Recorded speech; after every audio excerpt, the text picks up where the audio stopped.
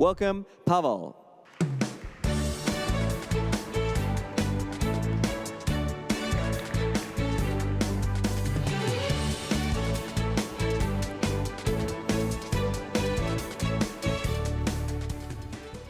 Good afternoon. I really enjoy this beautiful place and this nice BTC Prague conference. Especially for this conference, I prepare a presentation, Hacking as a State of Life, because for the last 25 years, I have been hacking basically everything in my life. I had 2 or 3 IT security companies. Recently, I created a project which is called Liberation Travel. We are helping people to opt out of the system, so basically to decentralize different aspects of their life to different countries. Even though the flag theory, you probably know that we are those ones who are basically changing this theory to practice. So I prepare a presentation, Hacking as a State of Life. And I'm going to, wait a moment. I'm going to describe you the really short history of the hackers culture. Then I'm going to tell you more information about like a hacker scene in Czech Republic and Slovakia. Then I'm going to switch to my personal project and basically how I decided to attend this conference and had this presentation. So the main hacker scene probably we can begin in the beginning of 80s. This is the person, Wow Holland. Maybe you know the Chaos Communication Club, which is the biggest German hackerspace. This guy, unfortunately, he's dead now, but he created this hackers movement, or was behind this hacker movement in Germany. And maybe we should define what is hacking. What does it means exactly? Because most people, they have pretty negative connotation when I say hacking. Most people just can imagine like a really bad black hat hacker guys. But hacking basically means it's any innovative approach to any problems. And most people, they do hacking for fun or profit or both. That's my situation. I love hacking, and I also use it to get some money. Almost everything can be hacked, including teddy bears, including sex toys, including toilets, including billboards. I was hacking so many different things in my life, and I'm looking forward to the future. I'm going to hack another interesting things. And it doesn't matter what kind of powerful computer you have. You can see, for example, this is like a Texas Instruments calculator, TI-83, and some crazy people ported to this device, Doom, you know, this legendary 3D game. So you can use any device. Hacking is just in your brain. It's a way of your mindset. And most hackers, they started using hacking using Linux system, and they use many different languages. Do you know what language this is exactly? Okay, you can see like this is like a programming language. It's called brainfuck. So imagine there are some people using this language, brainfuck, to make quite beautiful programs. And what is quite interesting is that the hacker scene started in Slovakia in 1996. I'm going to describe you some like a background of Czechoslovakian hacker scene. We had like a magazine which was called Prelom. It was like a hacking magazine, a lot of interesting articles. And behind there was multiple Czechoslovakian hackers groups. Probably the most famous was Binary Division. In that time, they do something what is called web defacing. So they change the website of one of the biggest portals or media news in Czech Republic and Slovakia, and they just put some custom content.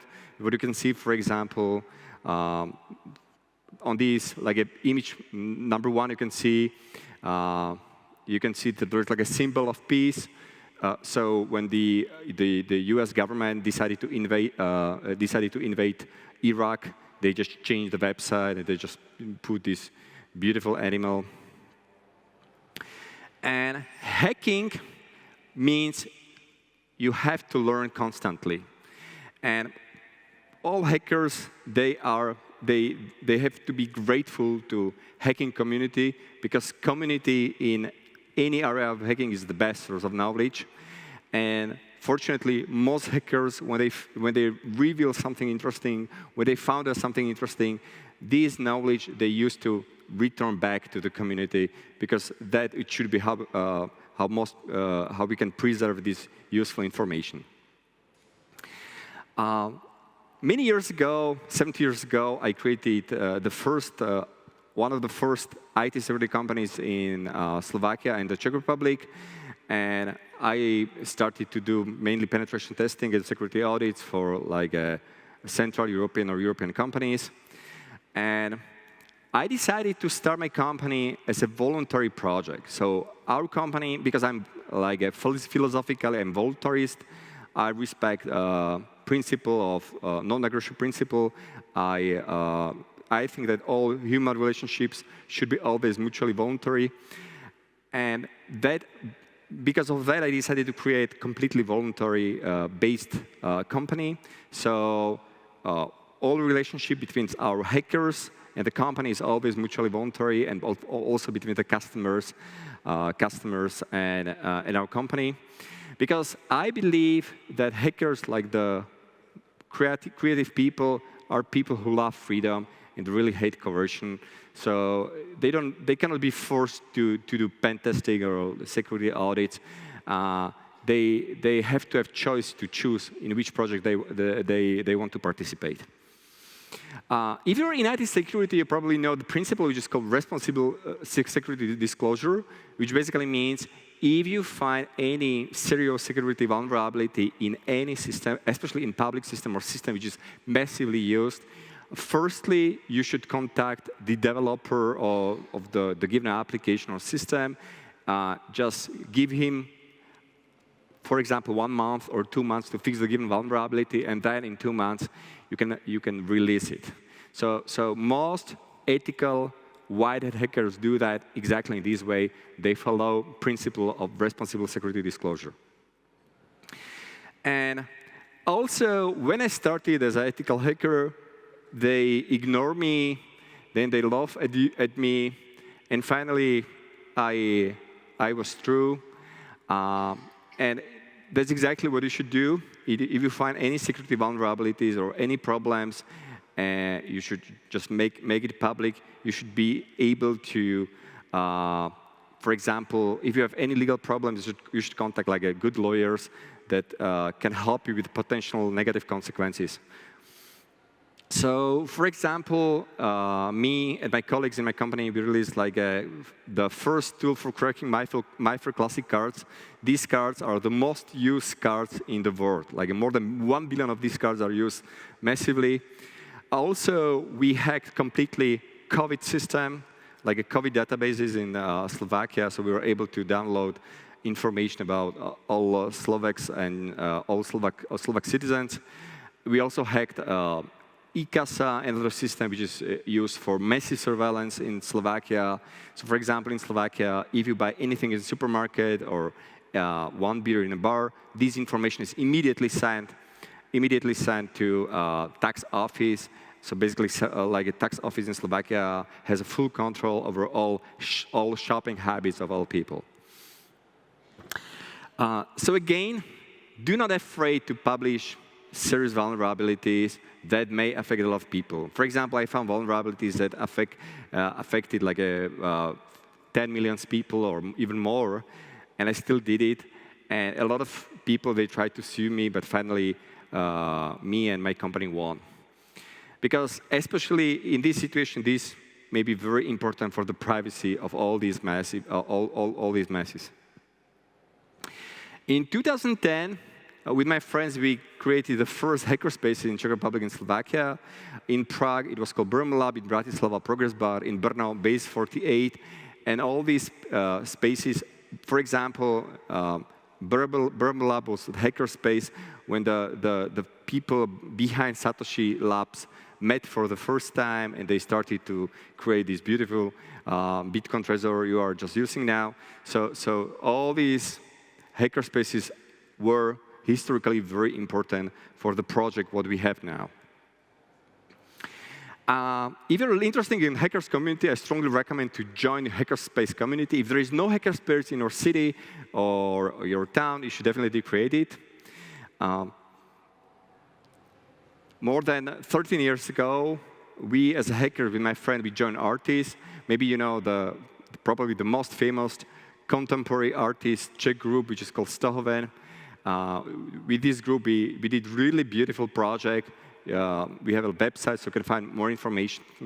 I think the collaboration of artists and hackers can be very, very important. Because both artists and hackers are exploited people, and their cooperation can bring really mind-blowing results. And if you're a hacker, you should definitely find some local artists. And if you're like a local artist, find your hacker, and you can make really wonderful project together. One interesting thing is you can be hacker not only in IT security, like most people think, but you can be a hacker in any area where you are able to find a solution for any problems. Because especially this way of innovative approach is called hacking. Many people, especially in Bitcoin community, or many hackers are crypto anarchists. What does it mean? It means they consider, like Satoshi Nakamoto was crypto anarchist, the founder of Bitcoin. It means that these people believe that thanks to Bitcoin, they can achieve, and thanks to Bitcoin decentralization and anonymization, they can achieve completely new kind of both an economic freedom.